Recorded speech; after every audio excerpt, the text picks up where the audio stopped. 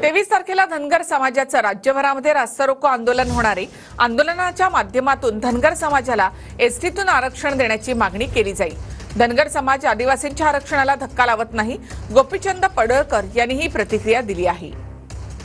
तात्काळ खोटे धनगरांचे दाखले रद्द करणे आणि धनगर समाजाच्या एसटी आरक्षण अंमलबजावणीचा जीआर काढणे याबद्दल सरकारनं तात्काळ भूमिका घ्यावी। महाराष्ट्रातल्या धनगरांनी सोमवारी 23 तारखेला आपली ताकद जिथं कुठं जमेल तिथं शांततेच्या मार्गाने आपण हे रास्ता रोकोचं आंदोलन करायचं आहे।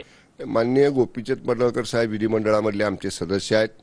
ज्यावेळी सकल धनगर समाजाबरोबर मी आणि मान्य चंद्रकांत दादा पंढरपूरला चर्चा करायला गेलो होतो, त्यानंतर दुसऱ्या दिवशीची बैठक माननीय मुख्यमंत्री शिंदे साहेबांनी मंत्रालय सह्याद्री अतिथीगृहावर घेतली। सरकार निश्चितपणे जे बैठकीमध्ये ठरलं त्याची पूर्तता करण्यासाठी काम करत आहे। त्यामुळे पडळकर साहेबांनी सुद्धा सामंजस्याची आणि सहकार्याची भूमिका घ्यावी।